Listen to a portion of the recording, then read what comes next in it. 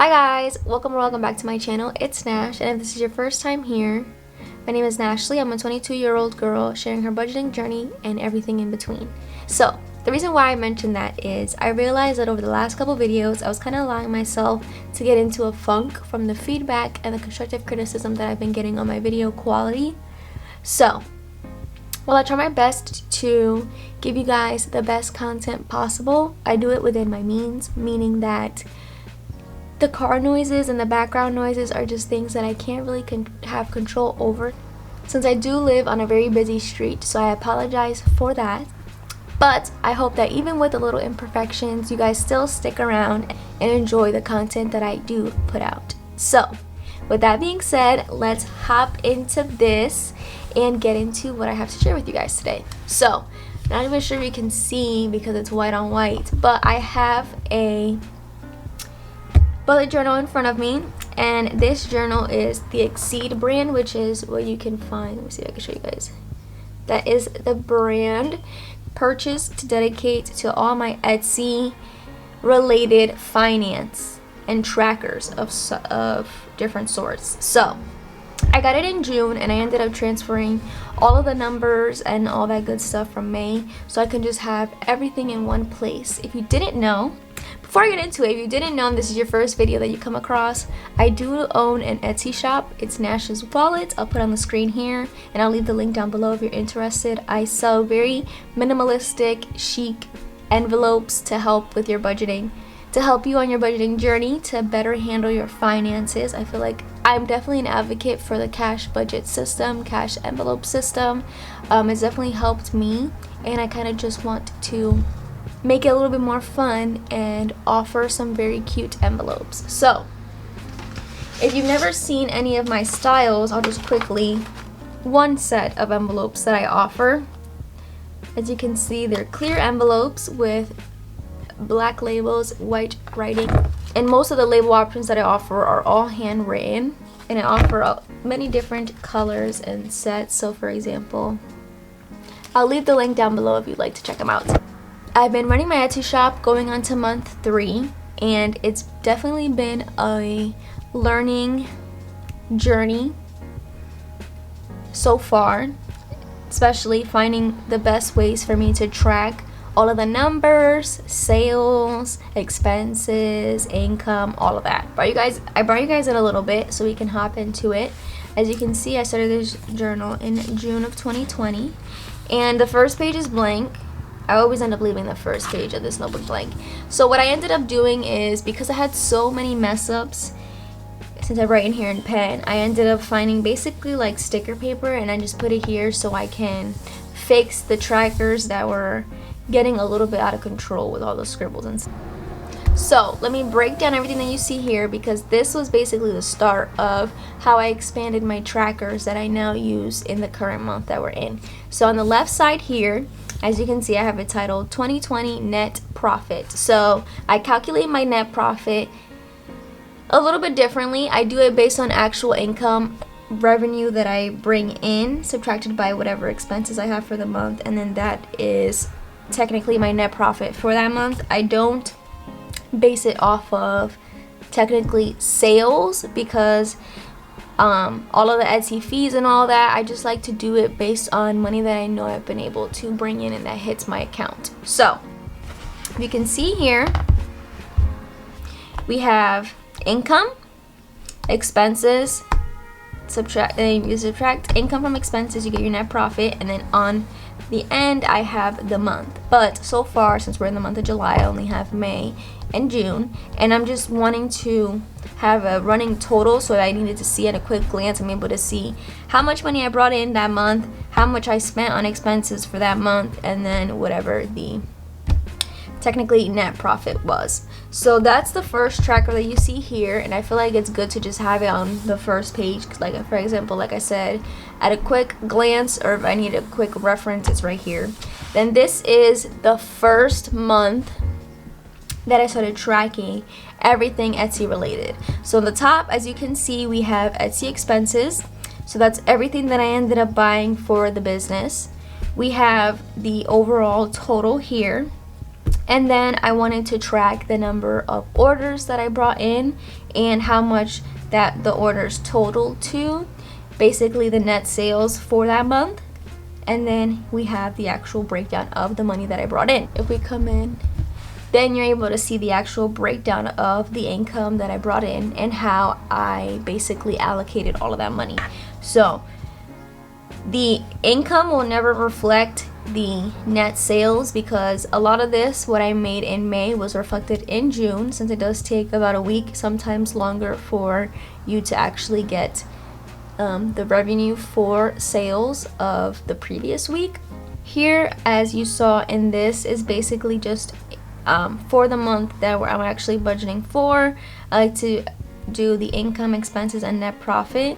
And then these are the these are the 5 categories that I felt were good breakdown wise for the income that I bring in. So we have tithe, we have taxes, which I'm currently doing 20%, Etsy, which is whatever money I end up putting into the business for supplies or whatever I need, business expenses, and then Nash is whatever I end up paying myself, and then savings.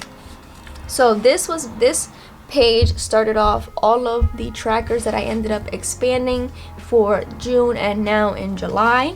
So if we flip the page, here is basically the extension of that. I basically dedicated one page for each tracker. So we have expenses here. Here is everything that I ended up spending on the business for the month of June. Here we have my favorite tracker, and this is honestly ended up, I put this together unintentionally, and it's probably my favorite tracker to look at, and I definitely am going to enjoy comparing and referencing as the months keep going. So instead of just tracking the overall total of orders and the net sales, I decided to break it down by week. So as you can see, for the first week of June, I tallied it up. So as the week progresses, what I do is each night I'll go in and then add in if I made any orders for that day to keep a running total. And on Sunday is when I actually come in and fill out the rest of the tracker. So here we have the total orders for the first week of June. We have the net sales. Then we have the average sales price. So the way I calculated that is I divide the net sales by the number of orders, so it gets me the average sales price. I just thought that was a little bit interesting to know. Then we have bestsellers. I kind of failed keeping track of that for the following weeks, but these 3 is what I mainly wanted to focus my attention on. And at the end of the month, it was very interesting to see how well I did or how well I didn't do based on what I did or did not do for the Etsy shop. Like, for example, it's very clear that you can see that week 2 for the month of June was my best week. And that also makes sense because this is the week that I ended up doing a very large restock, and it's reflected in the number of orders and the net sales. And the last week of June was literally days before I was going on my vacation, so there was nothing left in the shop except for printables, and I sold 1 printable. So for the lack of actual options on the shop was also reflected because I only made 1 sale. So this is definitely going to be a tracker that I'm going to love to look back on, to be able to see the fluctuation between either month to month or week to week. So that we got that going on. And as I told you, I ended up adding the sticker sheet here too because I messed this budget up so many times. So what I ended up doing was, instead of just having one monthly income breakdown for the current month, what I end up doing is splitting it up in 2. So for the first half of the month, which is this side, I have from June 1st to June 15th. This is very similar to what I did in May. If I flip back, this is just basically expanded here so they each have their own sheet. And this is a full breakdown. So we have whatever the starting balance is in my account, whatever income I brought in for that period that I'm working on, and then the total. And here, this is where the net profit is calculated, and then I have the full breakdown. So one thing that I'm not doing for my business budget that I do in my personal budget is doing a zero-based budget. I allocate the money that I need to, and if there is any money left over, I just roll it over for the next period. So as you can see, my ending balance was $31.10. I started off with $31.10, and then my ending balance for the end of June was $80.52. So whatever money I have technically left over at the end of the month, once I do my budget and subtract any expenses and all that, I'll just roll over so I have money in case I need to buy supplies or unexpected expense within the business comes up. And it's definitely been working for me. It's a little bit different than what I'm used to, because when I'm budgeting my personal budget, I like to give every single dollar a purpose. But this, especially because there has been some unexpected expenses within the business, it's just nice to always have money in my checking account for just in case. So this is kind of how my breakdown went for June. I definitely like how this turned out. I can look at this and everything makes total sense to me, which I feel like is the most important part. If you're gonna take anything from this video, just figure out something that works for you. Just because I do it this way doesn't mean you should, but you can always try it out to see if it helps you, and it helps you on your little small business budget. So if we flip to the current month, I can kind of give you guys a little bit of an update on how we're looking. So this is my expenses. This is my expense tracker for July. As I mentioned, my favorite tracker, I kind of already have it going on for the month of July as well. We're currently in the second week, so all I've been doing is tallying up the orders, and then on Sunday, I'll go in and add the rest. And then I already have and as you can see, this is the first half of the month income breakdown. Same kind of concept. As you can see, the starting balance is whatever the ending balance was for the last breakdown. This one is a little bit different because I ended up returning something that I bought for the business, so we had a little bit more to start off with, and then this was the income. So if you guys would like, I'll definitely do my second half of July with you guys. I'll kind of just show you guys my process and how I actually set it up, because you guys are seeing the after, but you haven't seen the process. So that kind of wraps up this video, and overall I kind of give you guys an inside look on how the business has been doing so far, what I've been able to bring in, and how much I've actually spent.